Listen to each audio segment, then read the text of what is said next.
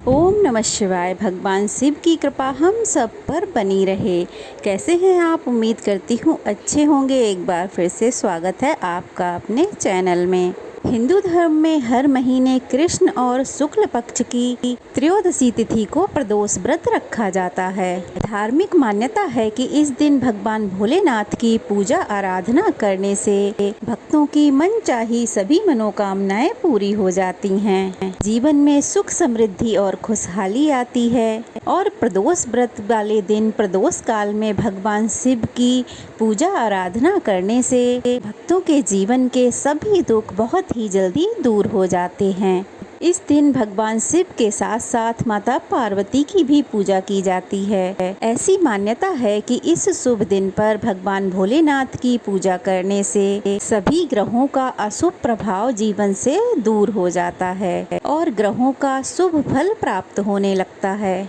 प्रदोष व्रत के दिन सुबह जल्दी उठकर स्नान करने के बाद भगवान शिव का स्मरण करके व्रत का संकल्प लिया जाता है और दिन भर व्रत रखा जाता है। अगर संभव हो तो सुबह के समय भी आप शिवलिंग पर एक लोटा जल अर्पित कर सकते हैं। शाम को प्रदोष काल प्रारंभ होने से पहले एक बार फिर से स्नान आदि करके निर्वृत्त हो जाएं।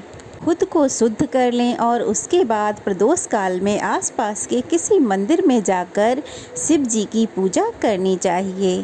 प्रदोष काल में हाथ में पुष्प या अक्षत लेकर प्रदोष व्रत की कथा पढ़ें अथवा सुनें। मंत्रों का जाप करें और इस दिन शिवलिंग पर शहद, गाय का दूध, घी, जल, पंचामृत या फिर हरे साबुत मूंग और अखंडित चावल यानी कि साबुत चावल जो टूटे हुए ना हो, भगवान शिव को चढ़ाने चाहिए। ऐसा करने से यदि आपकी और कोई जो कुछ भी मनोकामना हो तो वह मनोकामना भगवान शिव की कृपा से अवश्य ही पूरी हो जाएगी। शाम के समय आप भगवान शिव को गाय के दूध से बनी खीर का भोग लगा सकते हैं। इसके अलावा मौसमी फलों का, फलों के जूस का या फिर गन्ने के जूस का और गुड़ का भोग भी आप शिव जी को लगा सकते हैं।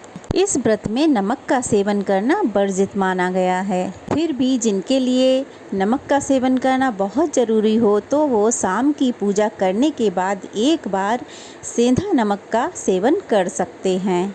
वैसे तो इस दिन आप कोई भी मौसमी फल ग्रहण कर सकते हैं। इस दिन सफ़ेद रंग की और हरे रंग की वस्तुओं का दान ज़्यादा से ज़्यादा करना शुभ माना जाता है। इस बार का प्रदोष व्रत बुधवार के दिन पड़ रहा है। ऐसे में यह प्रदोष व्रत बुध ग्रह को भी मजबूत बनाता है। बुध ग्रह के शुभ फलों की प्राप्ति कराने वाला होगा और बुधवार का दिन जो कि भगवान श्री गणेश को समर्पित होता है, तो इसलिए इस दिन आपको सच्चे मन से विघ्नहर्ता भगवान श्री गणेश का भी पूजन करना चाहिए।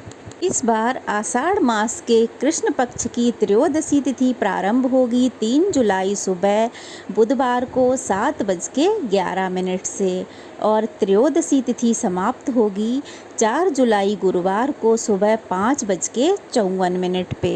ऐसे में प्रदोष काल का समय 3 जुलाई बुधवार को प्राप्त होगा। इसलिए इस बार 3 जुलाई बुधवार को बुध प्रदोष व्रत कहलाएगा।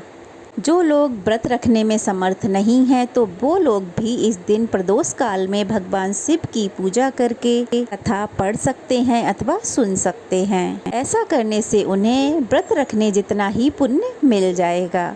3 जुलाई बुधवार को सूर्योदय होगा सुबह 5:49 पर और सूर्यास्त होगा शाम 7:12 पर।